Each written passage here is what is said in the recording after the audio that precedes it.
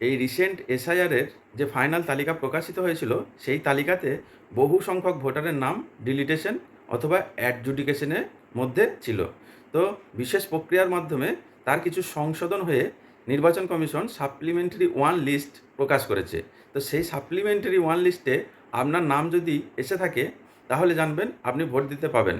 তো আপনার অথবা আপনার পরিবারের কারো নাম যদি অ্যাডজুডিকেশন বা ডিলিটেশন হয়েছিল সেই লিস্টে, তো সেই লিস্ট থেকে বেরিয়ে সাপ্লিমেন্টারি লিস্ট ওয়ানে এসেছে কিনা বা তারা ভোট দিতে পাবে কিনা এখনই চেক করে নিন। এর জন্য প্রথমে আপনি আপনার ফোনের গুগল ব্রাউজারটিকে ওপেন করে নিন। এরপর এই ওয়েবসাইটটি সার্চ করুন voters.eci.gov.in।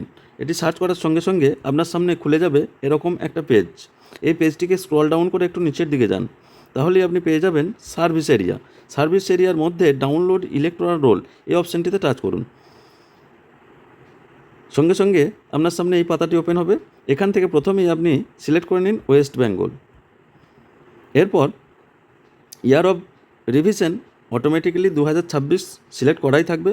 রোল টাইপ আপনি সিলেক্ট করে নেবেন যে আপনি কোনটা চাইছেন, আপনার নামের উপরে অ্যাডজুডিকেশন ছিল না আপনার নামের উপরে ডিলিটেড লেখা ছিল। তো যেটাই থাকবে আপনি সেটিকে সিলেক্ট করে নেবেন। তো এখান থেকে আমি উদাহরণস্বরূপ অ্যাডজুডিকেশন সিলেক্ট করে নিলাম। এরপর আপনি কোন জেলার বাসিন্দা সেই জেলাটাকে সিলেক্ট করে নিন। এরপর আপনি ওই জেলার কোন অ্যাসেম্বলি বা বিধানসভায় বসবাস করেন সেই বিধানসভাটিকে সিলেক্ট করে নিন। এরপর একটু নিচের দিকে স্ক্রল ডাউন করে আসুন। ওই বিধানসভার আন্ডারে আপনি কোন বুথে ভোট দেন বা আপনি কোন বুথের বাসিন্দা সেই বুথটিকে সিলেক্ট করে নিন। এরপর আবার একটু উপরের দিকে স্ক্রল আপ করে যান এবং ক্যাপচা কোডটি নিচের বক্সটিতে সঠিকভাবে টাইপ করে দিন।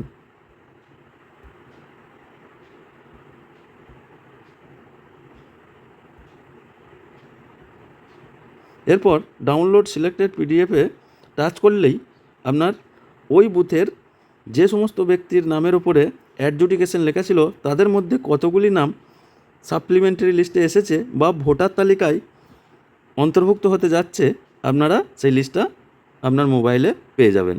তো এইভাবে বন্ধু প্রত্যেককেই দেখে নিন যাদের ডিলিটেশন ছিল বা যাদের অ্যাডজুডিকেশন ছিল উভয়েরই এখন থেকে দেখা যাবে।